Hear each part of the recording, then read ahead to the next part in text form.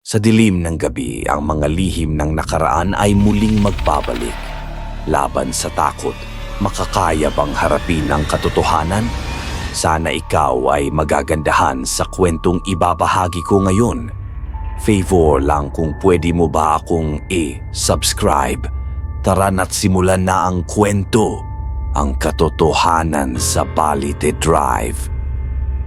Miguel Santos, 28 taong gulang, isang freelance journalist at matagal nang interesado sa paranormal at mga urban legend.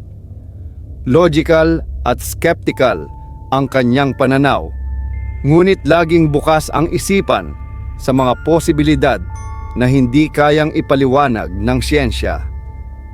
Diana Reyes, 32 taong gulang, paranormal investigator at kaibigan ni Miguel. Kilala siya sa website niyang Philippine Hauntings at isa sa mga unang kinonsulta ni Miguel tungkol sa Balete Drive. Mang Tonyo, 67 taong gulang, dating taxi driver na may maraming kwentong naging saksi umano sa White Lady ng Balete Drive noong ika-8 dekada hanggang ika-9 na dekada. Lola Felisa, 78 taong gulang, matandang residente malapit sa Balete Drive na may kwento tungkol sa tunay na pinagmulan ng multo.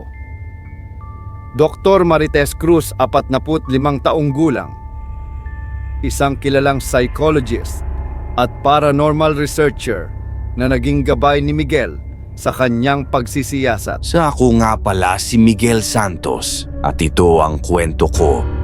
Journalist ako, o mas tama sigurong sabihing kwentista ng katotohanan.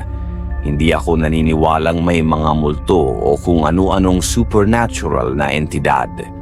Palaging may lohikal na paliwanag, yan ang palagi kong sinasabi sa sarili ko. O yan ang sinasabi ko noong hindi ko pa nararanasan ang Balete Drive. Lahat nagsimula sa isang panaginip.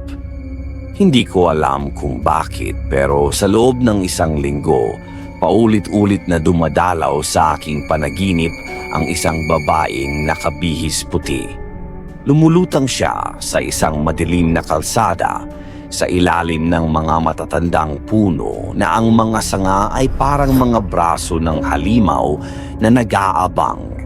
Nakayuko ang kanyang ulo, basa ang buhok, at kapag tumataas ang kanyang mukha para tumingin sa akin, wala siyang mukha. O kung mayroon man, nakubli ito sa likod ng mahabang itim na buhok na tumatakip sa halos buong mukha niya. Miguel, tawag niya tuwing gabi. Ginigising ako ng panaginip na pawisan at hingal.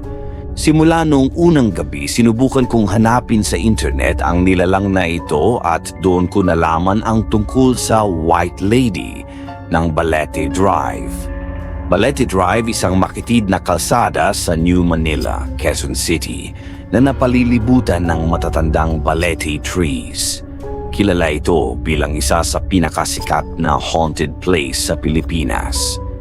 Maraming kwento tungkol sa babaeng nakasuot ng puting bestida na biglang sumusulpot sa gitna ng kalsada, lalo na sa hating gabi, minsan umaakyat pa sa mga sasakyan. May ilang bersyon ng kwento.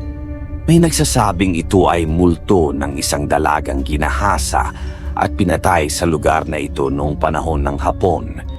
May iba namang nagsasabing ito ay multo ng isang babaeng namatay sa aksidente sa kalsadang iyon. At mayroon ding nagsasabing hindi lamang iisang White Lady ang naroroon, kundi marami mga kaluluwang hindi mapakali sa kabilang buhay.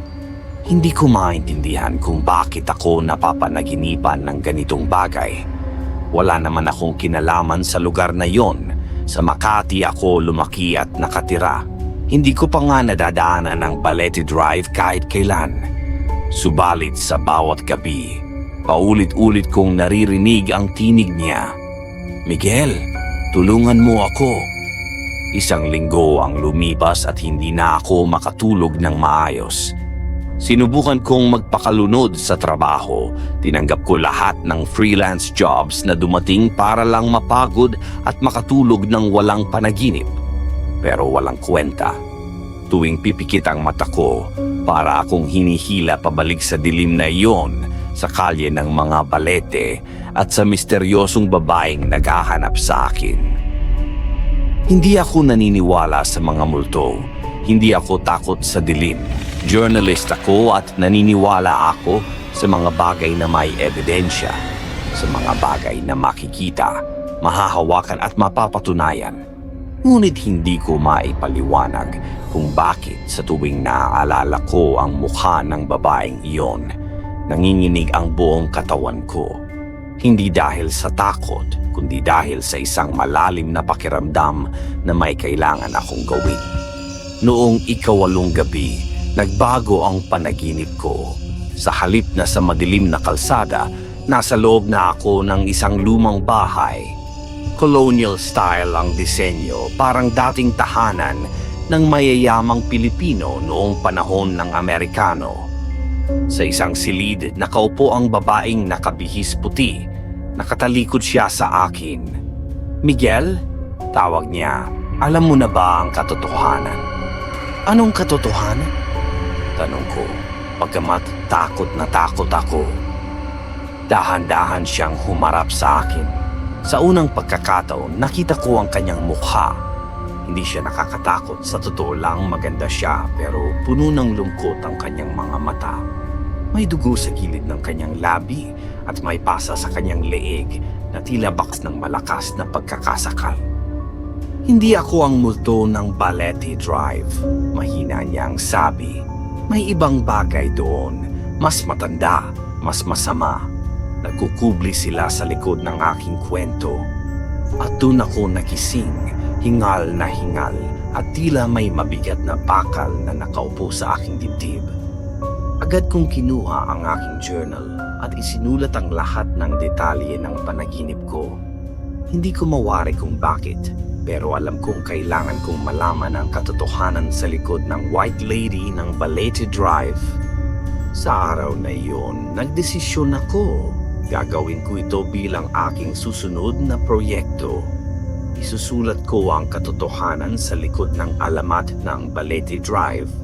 Hindi dahil naniniwala ako sa mga multo, hindi pa rin kundi dahil may kung anong humihila sa akin papunta roon.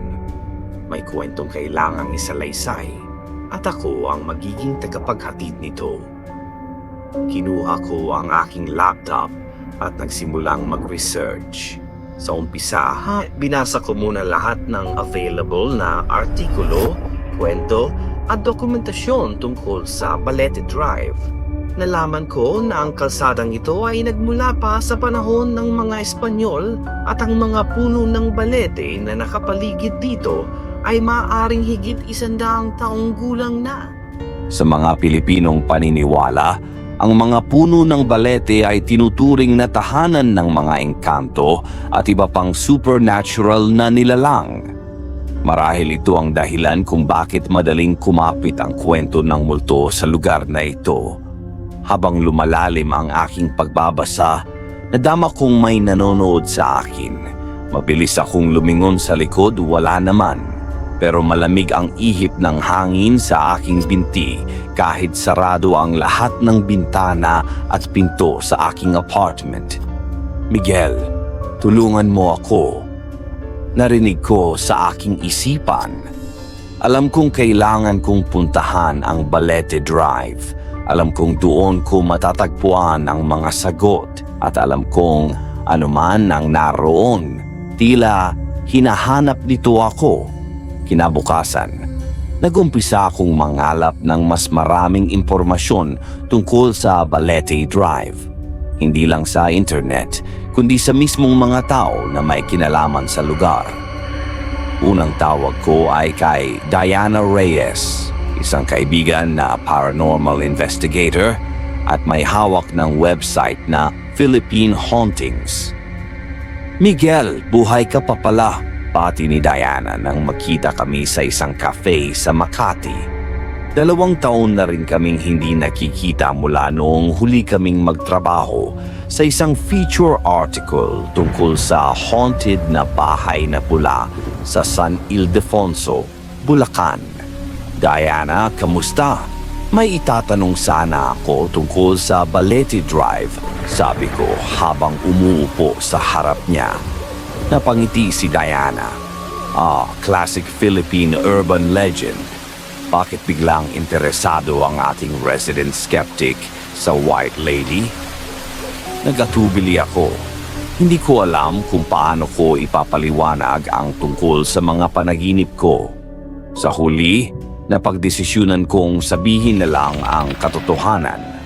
May humahabol sa akin na multo, sabi ko ng direkta. Napatigil si Diana sa pag-inom ng kape. Miguel Santos, sinasabi mo ba sa akin na naniniwala ka na sa multo? Hindi pa rin, agad kong sagot. Pero hindi ko may paliwanag ang mga nangyayari sa akin nitong nakaraang linggo. Ikinuwento ko ang tungkol sa mga panaginip ko, ang babaeng nakabihis puti, at ang huling panaginip ko kung saan sinabi niyang hindi siya ang tunay na multo ng Balete Drive. Interesting, sabi ni Diana, seryoso na ang tono. Alam mo, sa lahat ng urban legends sa Pilipinas, ang White Lady ng Balete Drive ang isa sa may pinakamadaming version. Iba't ibang kwento, iba't ibang detalye. Para bang hindi iisa ang multo roon. Ano ang alam mo tungkol dito? Tanong ko. May ilang documented sightings mula noong taong 1950. Karamihan sa mga nakakakita ay mga driver na dumadaan sa gabi. Classic na kwento, isang babaeng nakabihis puti, mahabang buhok, biglang sumusulpot sa gitna ng kalsada o lumilitaw sa backseat ng kotse. Pero may mas malalim na kwento sa likod nito. Ano yun? Sa aking research, may kinalaman ito sa mga mayayamang pamilyang dating naninirahan sa New Manila area noong pre-war at post-war era. May mga mansion at ancestral houses sa paligid ng Balete Drive noon. At sabi nila, isa sa mga anak ng isang kilalang pamilya ang nagahasa at pinatay ng mga Hapon noong World War II. Biglang tumunog sa aking isipan ang sinabi ng babae sa panaginip ko. Hindi ako ang multo, may ibang bagay doon. Diana, paano kung hindi ang White Lady ang tunay na multo roon? Paano kung may ibang entity na nagkukubli sa likod ng alamat na ito? Tanong ko. Napaisip si Diana. Pwede, sa paranormal investigation, madalas may mga entity na nagpapanggap bilang ibang multo para makalinlang. Meron ding tinatawag na residual haunting kung saan ang isang trahedya ay nag-iiwan ng energy imprint sa isang lugar at ito ay nauulit ng paulit-ulit. Pero posible rin na may mas matandang presensya roon bago pa man ang White Lady. Paano ko malalaman kung alin ang totoo? Kailangan mong puntahan ang lugar, sabi ni Diana. Pero hindi ka dapat pumunta doon nang walang proteksyon o handaan. May mga ritual at precautions na dapat mong gawin. Napailing ako. Diana, journalist ako, hindi ghost hunter. Pero ikaw ang hinahanap niya, Miguel. Sa lahat ng tao, ikaw ang pinili niyang kausapin. Totoo nga naman. Bakit nga ba ako? Ano ang kinalaman ko sa babaeng iyon? Habang nagtatanong, bigla kong naramdaman ang parehong malamig na hangin na dama ko sa apartment ko kagabi. Napatingin ako sa bintana sa riwa at maaliwalas ang araw sa labas. Pero bakit parang dumidilim ang paligid ko? Miguel, ayos ka lang ba? Tanong ni Diana, nakasimangot. Oo, ayos lang. Sige, ano ang dapat kong malaman bago ako pumunta sa Balete Drive? Inabisuhan ako ni Diana tungkol sa mga hakbang na dapat kong gawin, magdala ng asin, rosary o anumang religious item. Iwasang pumunta mag-isa at lalo na sa hating gabi. At higit sa lahat, huwag sumagot kapag may tumatawag sa pangalan ko. Matapos ang aming pag-uusap, nagpunta ako sa National Library para maghanap ng lumang pahayagan o dokumentasyon tungkol sa mga insidente sa Balete Drive. Nadiskubre ko ang ilang artikulo mula sa 1,962 tungkol sa mga ghost sightings sa lugar. May isang particular na artikulo na kumuha ng aking atensyon, isang feature mula sa isang tabloid noong 1970 na nagkukuwento tungkol sa isang serye ng aksidente sa Balete Drive kung saan maraming driver ang nagsabing nakakita sila ng isang babae sa kalsada bago sila nawalan ng kontrol sa kanilang sasakyan. Pero ang pinaka nakakapagtaka ay isang maliit na artikulo mula 1947 tungkol sa pagkamatay ng isang mayamang dalaga na nakilalang si Victoria Agoncillo, anak ng isang kilalang negosyante. Ayon sa report, natagpuan siya sa kanilang bakuran, patay dahil sa pagkakasakal. Ang kanilang mansion ay matatagpuan malapit sa Balete Drive. Hindi nahanap ang pumatay sa kanya. Sa artikulo ay may litrato ni Victoria, isang magandang dalaga na nakabihis puti, mahahaba ang buhok at may malungkot na ngiti. Ang bahay nila ay isang malaking colonial-style mansion na kahawig ng bahay sa aking panaginip. Nang makita ko ang litrato, nanlamig ang buong katawan ko. Kilala ko ang babaeng ito. Siya ang babae sa aking panaginip. Sumunod, hinanap ko si Mang Tonyo, isang retiradong taxi driver na nabanggit sa isa sa mga blog na nabasa ko. Siya raw ang may pinakamaraming karanasan sa White Lady ng Balete Drive noong 8 dekada hanggang 9 na dekada. Nahanap ko siya sa isang maliit na bahay sa lungsod Quezon. Marami akong nakitang multo sa Balete Drive nung nagmamaneho pa ako, kwento ni Mang Tonyo habang umiinom kami ng kape sa kanyang maliit na sala. Pero hindi lahat White Lady. Minsan, nakakakita ako ng bata na tumatakbo sa gitna ng kalsada. Minsan naman, isang matandang lalaki na nakatayo sa ilalim ng puno. Pero ang pinaka-common talaga ay yung babae. Paano niyo siya nakikita, Mang Tonyo? Tanong ko. Minsan, nasa gitna siya ng kalsada, nakatayo lang. Minsan sumusulpot siya sa backseat ng aking taxi at may mga pagkakataon na nakikita ko siyang naglalakad-lakad lang sa ilalim ng mga puno ng balete para bang hinahanap niya ang isang bagay. Nakakatakot po ba siya? Napaisip si Mang Tonyo. Sa totoo lang, hindi siya nakakatakot. Malungkot siya. Laging malungkot ang kanyang mukha kapag nakikita ko siya. Parang may hinahanap o hinihintay. Ipinakita ko sa kanya ang litrato ni Victoria Agoncillo. Siya po ba ang nakikita ninyo? Nanlaki ang mga mata ni Mang Tonyo. Oh, siya nga. Paano mo nalaman? Research lang po, sabi ko. Ayaw kong banggitin ang tungkol sa aking mga panaginip. Pero may isang bagay akong hindi masyadong sinasabi sa mga nag-i-interview sa akin noon, dagdag ni Mang Tonyo. Bumababa ang boses. May isang gabi, nakita ko siyang tumatakbo, parang may tumatakbo. Tapos may sumunod sa kanya, hindi ko masyadong makita, pero hindi tao.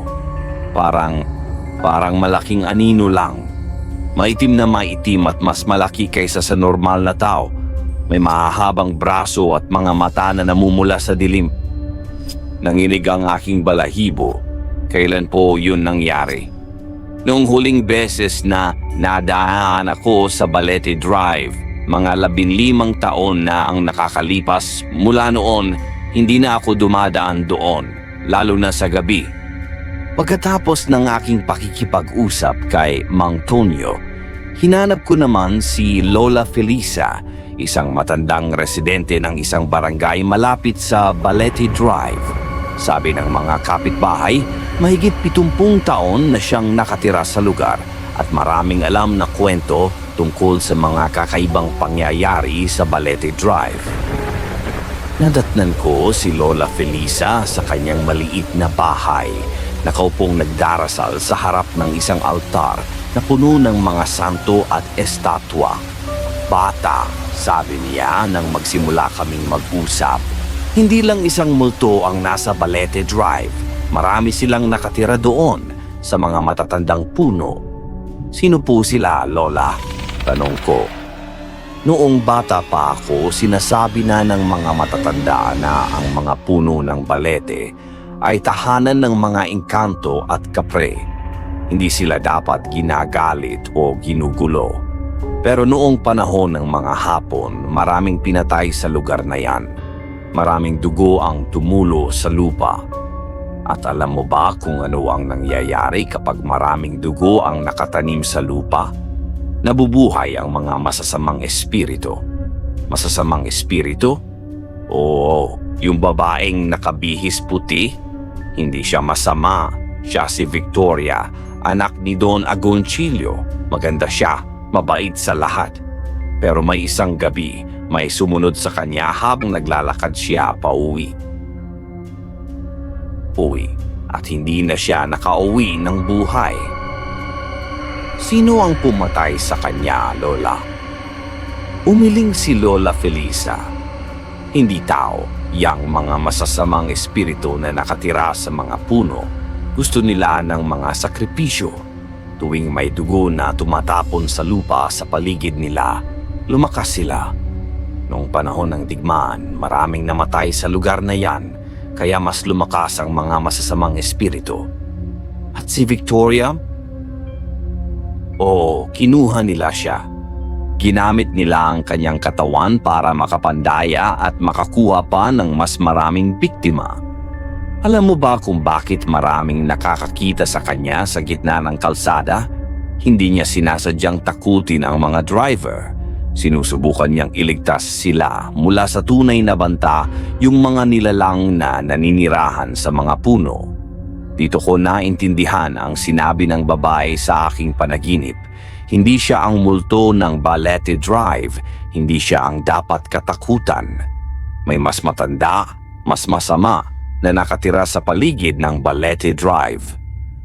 Sa aking pag-uwi, nakaramdam ako ng matinding pagkabahala.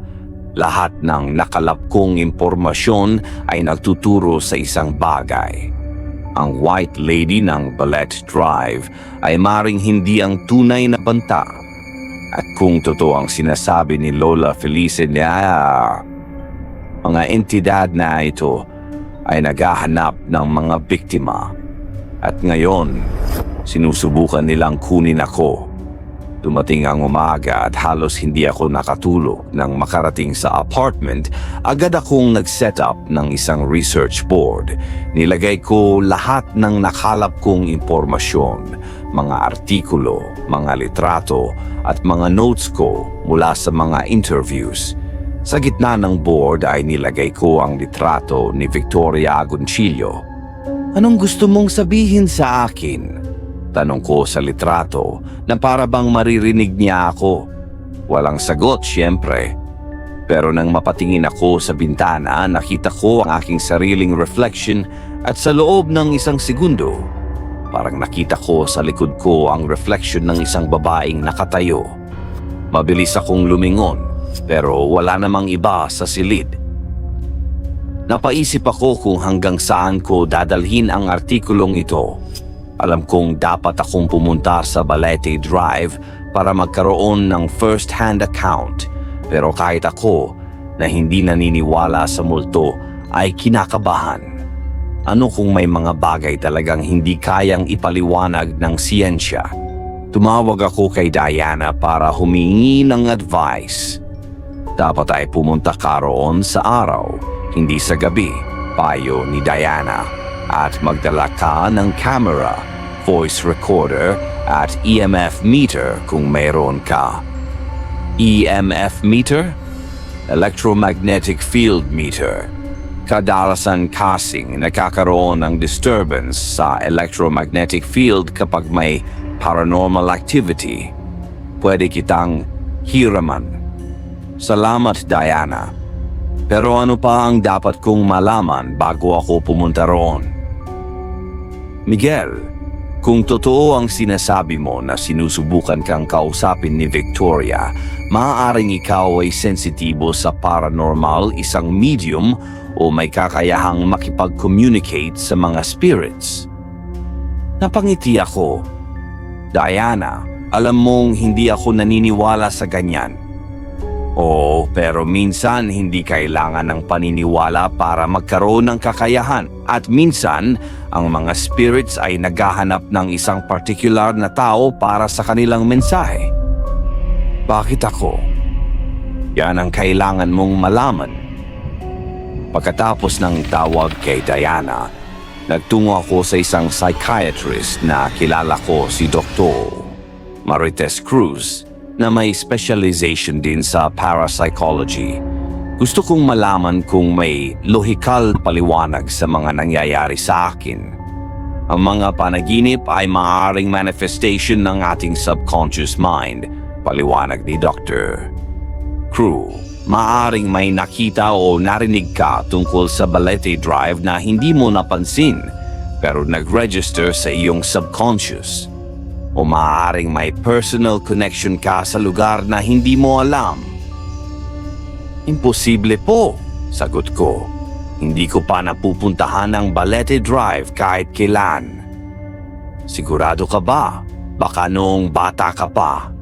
O baka may kwento ang mga magulang mo tungkol doon. Napaisip ako. Totoo nga, hindi ko matandaan ang lahat ng lugar na napuntahan ko noong bata pa ako. At ang mga magulang ko ay lumaki sa lungsod Quezon, malapit sa New Manila area. May posibilidad, sabi ko. Ngayon, tungkol naman sa entity na sinasabi mong nakikita sa mga panaginip mo, may dalawang posibleng paliwanag dito. Una, ito ay psychological projection lamang ng iyong takot o curiosity. Pangalawa, kung ipagpapalagay nating totoo ang paranormal, maaaring may entity nga na sinusubukang makipag-communicate sa iyo. Paano ko malalaman kung alin ang totoo? Sa aking karanasan bilang isang researcher ng paranormal phenomena, may mga pangyayari talaga na hindi kayang ipaliwanag ng conventional science. Pero dapat ay palaging critical ang ating pag-iisip. Pumunta ka sa Balete Drive, obserbahan ang lugar at idokumento ang lahat ng iyong nararamdaman at nakikita. Pero huwag kang magpapadala sa emosyon o takot. At kung may makita akong hindi normal, tanong ko, kumuha ka ng ebidensya video, litrato, audio recording, pero higit sa lahat, protektahan mo ang iyong sarili. Kung sa tingin mo ay nasa panganib ka, umalis ka agad. Matapos ang aking pag-uusap kay Dr. Cruz, bumalik ako sa apartment at nagsimulang magplano para sa aking pagbisita sa Balete Drive. Nagset ako ng schedule, pupunta ako roon kinabukasan sa hapon para makita ko ang lugar habang maliwanag pa. Tapos, babalik ako sa paglubog ng araw para obserbahan ang pagbabago ng atmosphere sa lugar. Inihanda ko ang aking gamit voice recorder, DSLR camera, notebook, flashlight, power bank at extra batteries. Hiniram ko rin ang EMF meter ni Diana. At bagamat hindi ako relihiyoso, dinala ko rin ang rosaryo na bigay sa akin ng aking lola noong bata pa ako just in case. Nang gabing iyon, habang natutulog ako, muling dumating ang panaginip. Ngunit sa pagkakataong ito, iba na ang setting. Nakita ko ang aking sarili na naglalakad sa Balete Drive, mag-isa habang dumidilim ang langit. Nararamdaman ko ang presensya ni Victoria sa aking likuran, pero alam kong hindi siya ang dapat kong katakutan. "Miguel, huwag kang pupunta roon," sabi niya, nanginginig ang boses. "Pero kailangan kong malaman ang katotohanan," sagot ko. "Hindi mo malalaman ang katotohanan kung hindi ka nababalik ng buhay," babala niya. Sa panaginip, patuloy akong naglakad hanggang sa makarating ako sa isang partikular na bahagi ng kalsada kung saan may matandang balete tree na mas malaki kaysa sa iba. Napatingin ako sa itaas nito at nakita ko sa mga sanga nito ang mga anino-mga anyo na hindi tao, hindi hayop, kundi isang bagay na walang malinaw na hugis. At sa gitna ng lahat ng iyon ay isang malaking anino na may mga pulang mata. "Matagal na namin hinihintay ang isang katulad mo, Miguel," sabi ng isang mababang boses na tila nanggagaling sa lahat ng direksyon. Dito ako nagising, nanginginig at pawisan. Kinuha ko agad ang journal ko at isinulat ang lahat ng detalye ng panaginip.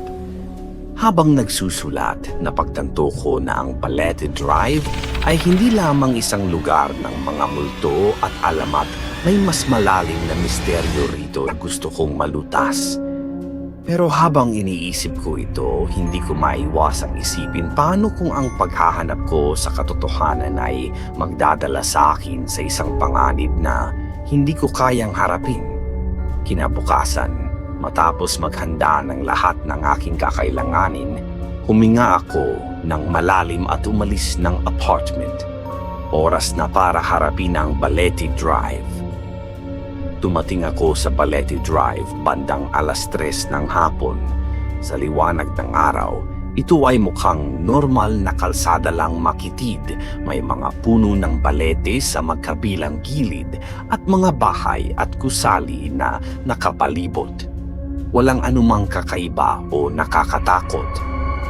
Ngunit habang naglalakad ako sa kalsada, ramdam ko pa rin ang isang hindi may paliwanag na kabigatan sa hangin na para bang may mga matang nakatingin sa akin mula sa likod ng mga kurtina ng mga bahay o mula sa mga sanga ng matatandang puno.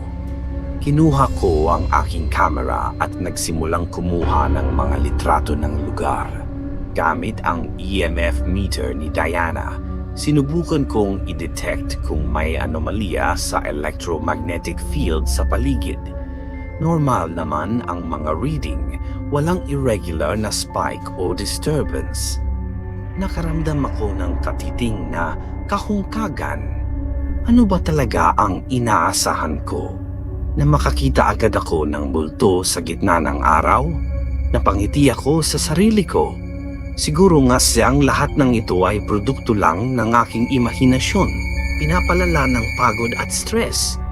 Habang naglalakad, napansin ko ang isang partikular na bahagi ng kalsada kung saan may mas matandang balete tree kaysa sa iba ang parehong puno na nakita ko sa aking panaginip kagabi. Tumigil ako sa harap nito at tinitigan ang malaking trunk at ang mga sanga nitong parang mga braso ng halimaw na nag-aabang. Kinuha ko ang EMF meter at inilapit ko ito sa puno. Sa aking pagkagulat, bigla itong nagbigay ng mataas na reading. Mataas ang electromagnetic disturbance sa paligid ng puno. Kakaiba. Bulong ko sa sarili. Tinitigan ko ang malaking ugat ng puno na lumilitaw sa lupa at kumalat sa paligid nito. May mga kwento tungkol sa mga puno ng balete bilang portal sa ibang mundo, tahanan ng mga engkanto at iba pang elementals. Dati, napapangiti lang ako sa mga ganitong alamat, ngunit ngayon, hindi ko maiwasang makaramdam ng kaunting takot habang tinitingnan ko ang makapal at matatandang sanga nito. Kinuha ko ang aking voice recorder at nagsimulang mag-record. Ito si Miguel Santos, Abril 22, 2025, 3:45 ng hapon. Nasa Balete Drive ako ngayon para sa aking research tungkol sa mga urban legend ng lugar na ito. Sa ngayon, wala akong nakikitang anomalya o anumang hindi pangkaraniwan. Ngunit ang EMF meter ay nagpapakita ng mataas na reading sa paligid nitong malaking puno ng balete. Habang nagsasalita ako, napansin kong may isang matandang babae na nakatayo sa kabilang kalsada, nakatingin sa akin. Inilapit ko ang kamera ko at kinunan siya ng litrato. Nang tingnan ko sa preview ng camera, napansin kong parang may anino sa likod niya, isang mataas at madilim na hugis. Pero nang tumingin ulit ako sa kanya, wala naman siyang kasama. Nagpatuloy ako sa aking paglalakad at pag-document ng lugar. Kinapanayam ko ang ilang residente at nadadaanan. Tinatanong kung may alam silang kwento tungkol sa White Lady o anumang paranormal na karanasan sa Balete Drive. Karamihan ay nagbigay ng generic na sagot, narinig lang nila ito mula sa iba o napanood sa TV. Ngunit may isang middle-aged na lalaki na nagngangalang Mang Ben na nagsabi ng mas personal na kwento. Taxi driver ako noon, kwento niya. May isang gabi, mga 1,998 siguro yun. May pasahero akong babae na gusto magpababa dito sa Balete Drive. Medyo nagulat ako kasi sino ba naman ang gustong bumaba sa ganitong lugar sa hating gabi, diba? Pero trabaho ko, kaya binaba ko siya. Ano ang nangyari? Tanong ko habang nire-record ang aming conversation. Pagkababa niya, binayaran niya ako tapos nagsimula siyang maglakad. Kinikilabutan ako kaya nagdesisyon akong bantayan siya. Pero habang pinapanood ko siya, biglang may lumitaw na maitim na anino mula sa likod ng isang puno. Parang humigit mula sa kahoy yung anino at sumusunod sa babae. Hindi ko alam kung napansin niya pero bigla siyang tumakbo. At pagkatapos, binuksan ko yung headlights ko para illuminated yung lugar. Yung babae tumakbo pabalik sa taxi ko tapos sumakay ulit. Sobrang takot siya, nanginginig. Sabi niya, "Kuya, pakihatid mo ako sa pinakamalapit na gasolinahan o kahit saan na lang maraming tao." Hindi niya sinabi kung ano ang nakita niya pero sobrang takot talaga siya. Nakita mo pa ba kung ano ang nangyari sa anino? Yun ang pinakakakaiba. Nang buksan ko ang headlights para bang natunaw yung anino, bumalik sa puno. Pagkatapos nun, hindi na ako dumadaan sa Balete Drive sa gabi. Pagkatapos ng aking mga interview, napagdesisyunan kong maghintay hanggang dumilim para makita kung magbabago ba ang atmosphere ng lugar kapag gabi na. Umupo ako sa isang maliit na karinderya malapit sa dulo ng Balete Drive at naghintay ng paglubog ng araw habang nire-review ang mga nakuha kong recording at litrato.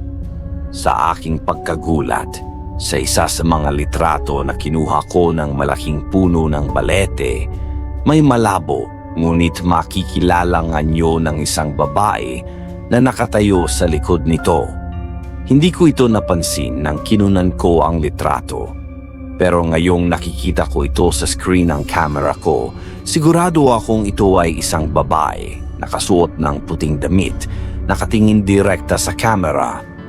Victoria, bulong ko. Nang lumubog na ang araw at nagsimula ng dumilim ang kalangitan, bumalik ako sa Balete Drive, dala-dala ang aking mga kagamitan.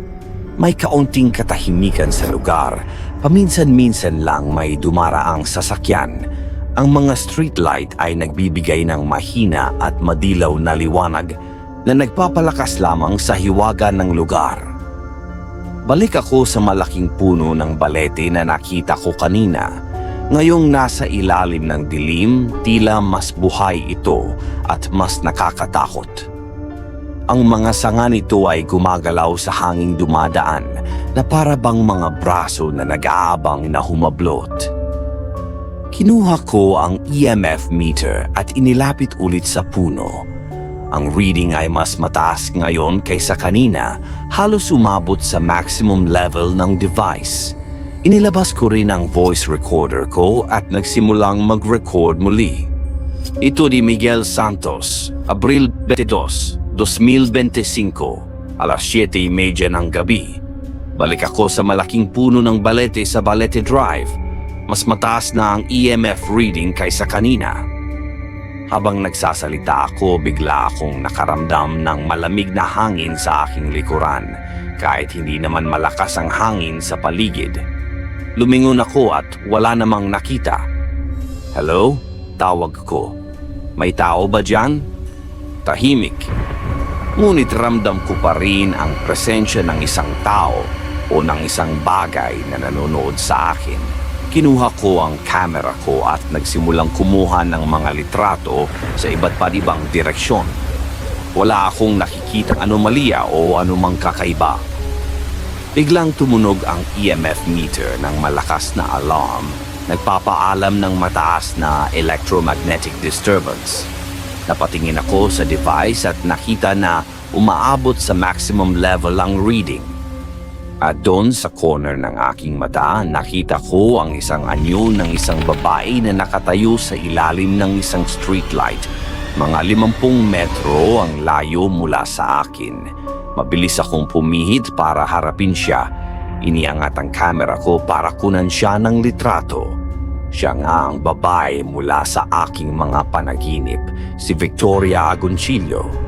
Nakatayo siya roon, nakasuot ng puting bestida, mahahaba ang itim na buhok at nakatingin direkta sa akin. Nakita ko ang kanyang malungkot na mukha at sa loob ng ilang segundo, nagtama ang aming mga mata. Victoria? Tawag ko, kinakabahan. Hindi siya sumagot, pero dahan-dahan siyang umiling na para bang nagbababala sa akin.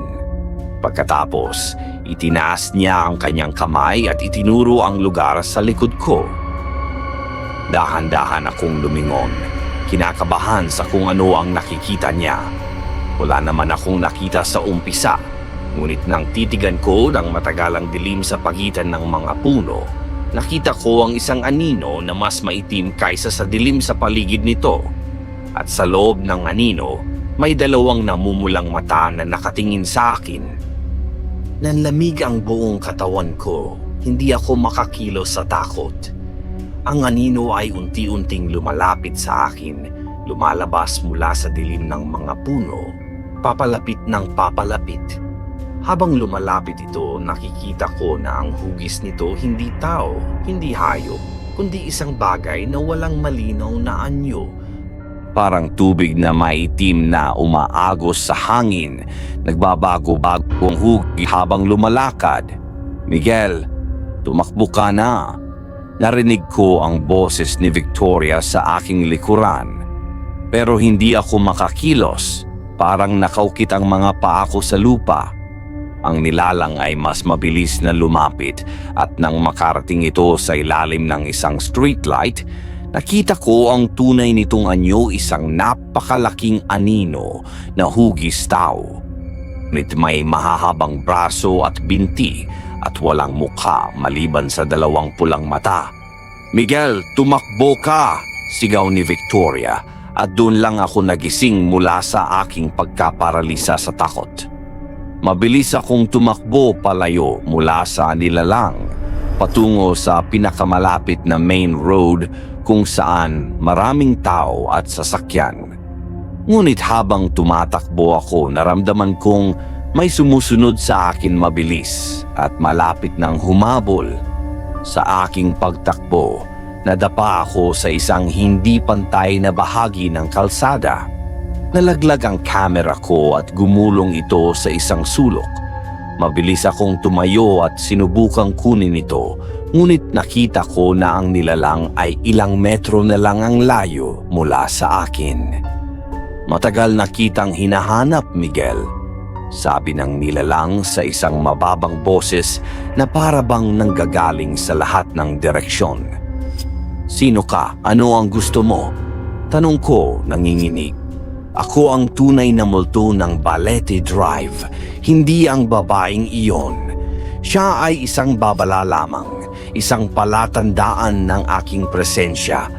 Ikaw ay katulad niya. May kakayahang makakita, makaramdam. Isang tulay sa pagitan ng mundo ng mga buhay at patay. Hindi ko maintindihan. Hindi mo kailangang maintindihan. Kailangan ko lang ang iyong katawan. At doon, naramdaman ko ang malamig at mabigat na presensya nito habang lumapit ito sa akin. Umabot ng mga kamay nitong parang tubig na maitim at malamig. Naramdaman ko ang init na nauubos mula sa aking katawan habang unti-unti nitong niyayakap ako. Ngunit bago pa ito tuluyang makalapit, may isang liwanag na bumuhos mula sa likuran ko. Isang malakas at maputing liwanag na nagtulak sa nilalang pabalik sa dilim. Lumingon ako at nakita ko si Victoria, nakatayo sa ilalim ng streetlight. Umiiyak ng dugo mula sa kanyang mga mata, ngunit lumalabas mula sa kanya ang isang malakas na liwanag. Hindi mo siya maaaring kunin, sabi niya sa nilalang, hindi siya para sa iyo. Ikaw na naman, sabi ng nilalang nagngangalit. Hanggang kailan ka magpoprotekta sa mga taong ito? Hindi ka naman nila kilala.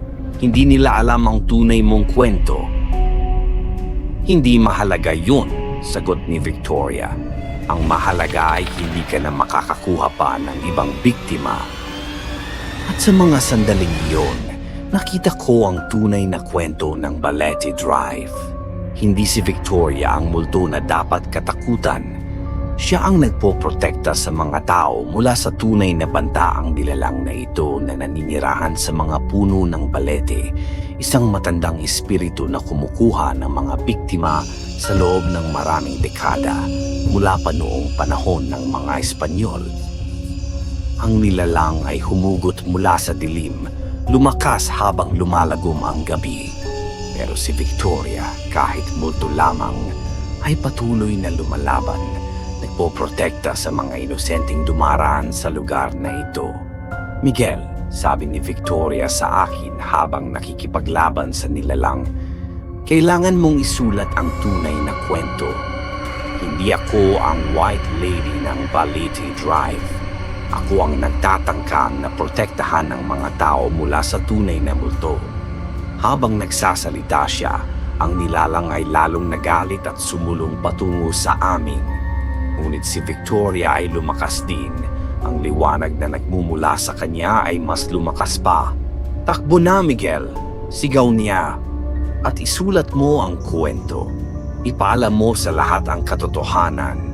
Hindi ko alam kung saan ko nakuha ang lakas, pero tumakbo ako, kinuha ang camera ko at patuloy na tumakbo hanggang sa makarating ako sa isang busy na kalsada kung saan maraming tao at sasakyan.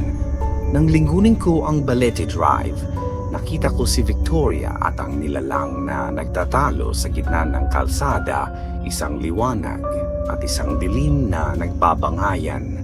At pagkatapos, isang malakas na kidlat ng liwanag at pagkatapos ay katahimikan. Hindi ko alam kung ano ang nangyari pagkatapos nun. Pero alam ko na ang tunay na multo ng Balete Drive ay hindi ang White Lady na kilala ng lahat. May mas matanda, mas masama na nakatira sa mga puno ng Balete. At si Victoria Agoncillo ang tanging humahadlang sa pagitan nito at ng mga inosenteng taong dumadaan sa lugar na iyon. Nang gabing iyon, hindi na ako bumalik sa Balete Drive. Sa halip, nagmadali akong umuwi, nanginginig pa rin sa takot at pagkagulat sa mga nakita ko.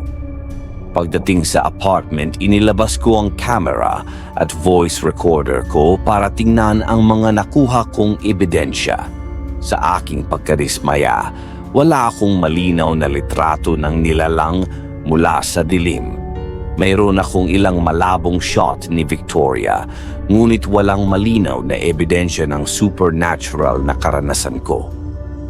Gayunpaman, sa voice recorder malinaw kong narinig ang boses ni Victoria na nagsasabi, "Kailangan mong isulat ang tunay na kwento." At iyon ang gagawin ko, kahit wala akong sapat na ebidensya para patunayan ang aking karanasan. Alam ko sa kaibuturan ng aking puso na ang nakita ko ay totoo. May isang nilalang sa Balete Drive na mas matindi kaysa sa anumang urban legend na napagsalitaan. At si Victoria Agoncillo, ang babaeng kilala bilang White Lady, ay hindi ang multo na dapat katakutan. Siya ang guardian, ang protektor ng mga inosenteng dumadaan sa lugar na iyon. Mga 1 linggo na ang nakalipas mula nang pumunta ako sa Balete Drive. Sinubukan kong isulat ang artikulo tungkol sa aking karanasan, ngunit nahihirapan akong pagsama-samahin ang lahat ng impormasyon. Paano ko mapapatunayan ang isang bagay na wala akong solid na ebidensya? Paano ko ipapaliwanag ang isang nilalang na hindi kayang ilarawan ng mga salita o kunan ng litrato? Gayunpaman, sinubukan ko pa rin isulat ang kwento hindi bilang isang factual article, kundi bilang isang personal na account. Kinausap ko si Diana tungkol sa aking karanasan at kahit siya ay nag-aalangan na paniwalaan ako. "Miguel, alam kong hindi ka madaling maniwala sa mga ganitong bagay. Kaya kung sinasabi mong nakakita ka ng multo, malamang nakakita ka nga," sabi niya. "Pero ang nilalang na sinasabi mo, hindi ko pa narinig ang ganitong uri ng entity sa mga research ko." Alam ko, Diana, kahit ako, hindi ko rin maintindihan. Pero sigurado akong nakita ko si Victoria Agoncillo at nakita ko rin ang nilalang na iyon. At sinasabi mo na si Victoria ay hindi ang multo na dapat katakutan, kundi ang tagapagligtas. Oo, parang guardian siya ng lugar, nagpoprotekta sa mga tao mula sa tunay na banta. Napaisip si Diana. May ganyang konsepto sa paranormal studies ang mga guardian spirits o protector ghosts. Mga spirits na nananatili sa mundo ng mga buhay hindi para manakot o manakit, kundi para protektahan ang mga buhay mula sa mas masasamang espiritu. Ganun nga si Victoria, sabi ko. Kailangan kong isulat ang kanyang tunay na kwento. Simula noon, ginamit ko ang lahat ng aking libreng oras para isulat ang aking karanasan sa Balete Drive. Ngunit habang nagsusulat ako, nakaramdam ako ng kakaibang presensya sa aking apartment. Minsan, sa corner ng aking mata, nakakakita ako ng isang madilim na anyo na gumagalaw. Kapag lumilingon ako, wala naman ako nakikita, ngunit alam kong hindi ako nag-iisa. May ilang gabi na bigla akong nagigising sa gitna ng gabi, nakakaramdam ng malamig na hangin sa aking mukha, kahit sarado ang lahat ng bintana at pinto. May ilang araw na nawawala ang ilang bagay ko, ballpen, notes, o minsan ay ang mismong laptop ko na lumilipat ng pwesto kahit sigurado akong iniwan ko ito sa mesa. "Miguel, tulungan mo ako." Naririnig ko minsan isang bulong na napakahina. Hindi ko alam kung si Victoria ito o ang nilalang mula sa Balete Drive. Sa ika-5 araw pagkatapos ng aking pagbisita sa Balete Drive, napansin kong may sumusunod sa akin. Isang lalaki na nakaitim, laging nasa malayo, pero palaging naroon saan man ako magpunta. Sinabi ko ito kay Diana at pinilit niyang samahan ako sa susunod na araw. "Tingnan natin kung may susunod sa atin pareho," sabi niya. Nang sumunod na araw, habang naglalakad kami ni Diana sa isang mall, nakita naming pareho ang lalaking nakaitim. Sumusunod sa amin mula sa malayo. "Nakikita mo ba siya?" tanong ko kay Diana. "Oo," sagot niya. Naninigas ang mukha. "At hindi ako sigurado na tao yan." "Ano ang ibig mong sabihin?" Miguel, tignan mo ang mga tao sa paligid niya. Hindi ba napapansin na kapag dumadaan siya sa tabi nila, para silang nalalamig o nagugulat? At hindi ba napapansin na kahit maraming tao walang bumubunggo sa kanya? Tiningnan ko ng mabuti. Totoo nga, ang lalaking nakaitim ay parang may sariling espasyo sa gitna ng maraming tao na parang umiiwas ang lahat sa kanya kahit hindi nila napapansin. Anong gagawin natin, tanong ko? Hindi ko alam. Pero dapat mong tapusin ang artikulo mo. Baka yan ang gusto niya. O baka gusto niyang pigilan ako. Pagkatapos ng araw na yon, naging mas maingat ako. Sinigurado kong palaging may kasama ako kapag lumalabas ng apartment. Ngunit kahit sa loob ng apartment ko, ramdam ko pa rin ang presensya ng isang bagay. Isang gabi, habang nagsusulat sa aking laptop, bigla akong nakaramdam ng matinding lamig sa likod ko. Alam kong may nakatayo sa likuran ko. Dahan-dahan akong lumingon, nanginginig sa takot. At doon, sa dilim ng aking silid, nakita ko ang lalaking nakaitim. Pero ngayon, nakita ko na ang kanyang mukha o ang kawalan ng mukha.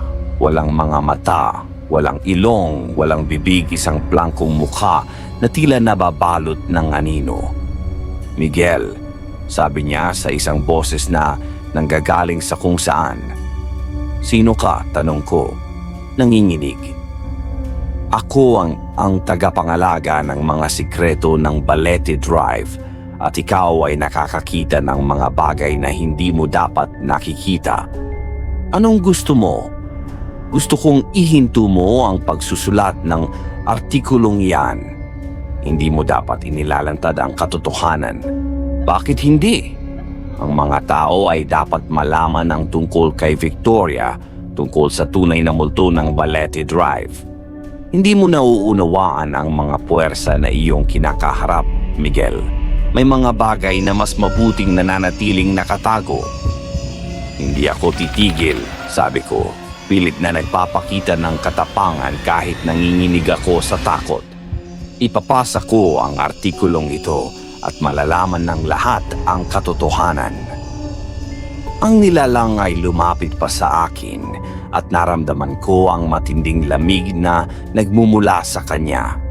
Kung gayon, kakailanganin kong kunin ka tulad ng pagkuha ko sa marami pang iba bago ikaw. Bago pa man ako makakilos, ang nilalang ay sumugod sa akin. Ang madilim na anyo nito ay parang usok na umagos palapit.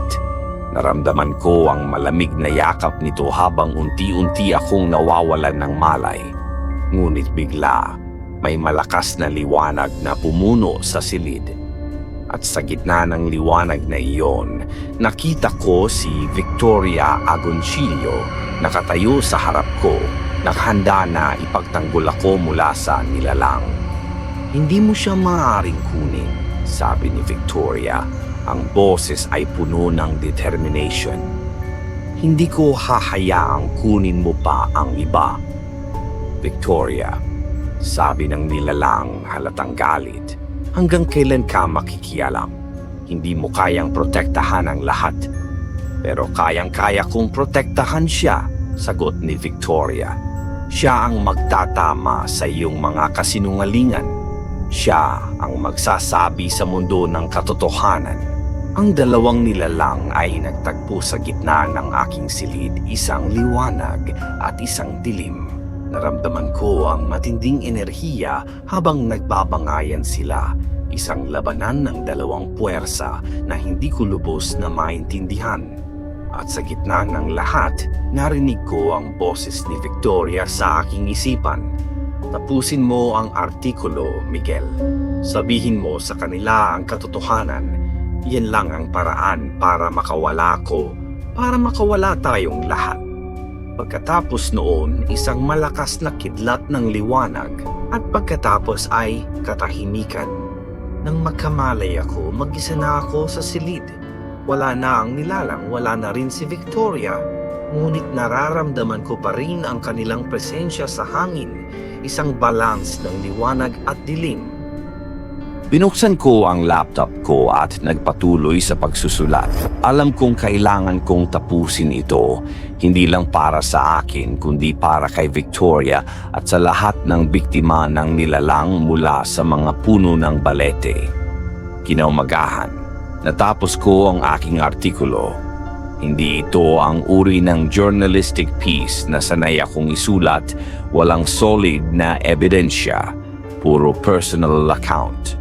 Pero alam kong ito ang pinakatapat na salaysay na kayang ibigay ng isang taong nakakita sa katotohanan sa likod ng alamat ng Balete Drive. Pagkatapos ipadala ang artikulo sa editor ko na tinanggap ito bilang isang creative piece sa halip na factual reporting, nakaramdam ako ng katahimikan. Wala na ang malamig na presensya sa apartment ko. Wala na rin ang lalaking nakaitim na sumusunod sa akin saan man ako magpunta. Sa gabing iyon, habang nakahiga ako sa aking kama, nakita ko muli si Victoria sa aking panaginip.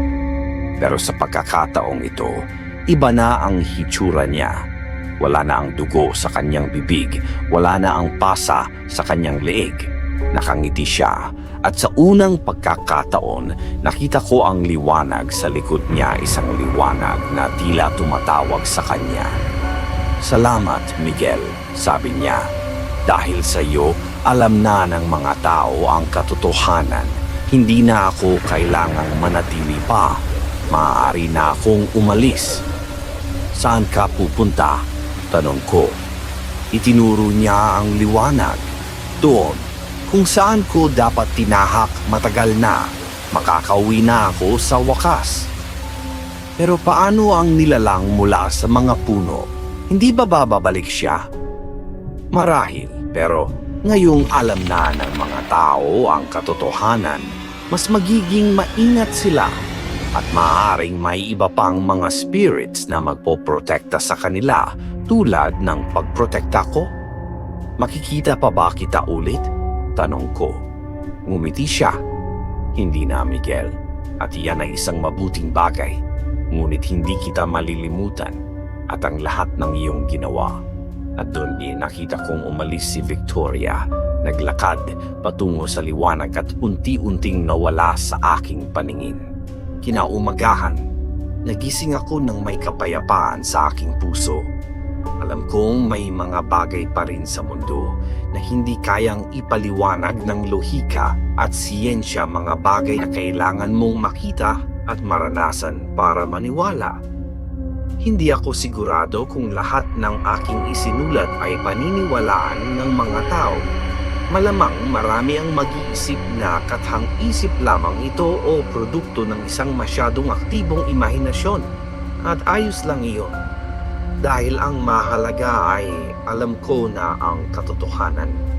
Alam ko na ang White Lady ng Balete Drive ay hindi ang multo na dapat katakutan, kundi ang guardian na nagpoprotekta sa atin mula sa tunay na dilim na nakatago sa likod ng mga alamat at kwentong bayan.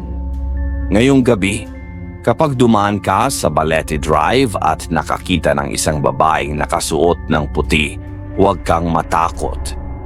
Hindi kanya sasaktan. Sa katunayan, maaaring sinusubukan kanyang iligtas mula sa isang mas malaking panganib na hindi mo nakikita. At kapag nakaramdam ka ng matinding lamig o nakakita ng isang madilim na anyo mula sa corner ng iyong mata, makinig ka sa babala. Dahil ang tunay na multo ng Balete Drive ay hindi ang White Lady na kilala ng lahat, kundi ang nilalang na nakatira sa mga matatandang puno ng Balete, isang nilalang na mas matanda, mas malakas, at mas masama kaysa sa anumang multo sa ating mga kwentong bayan. Ako si Miguel Santos, dating skeptic, ngayong mananaliksik ng katotohanan sa likod ng mga alamat. At ito ang tunay na kwento ng Balete Drive. Wakas.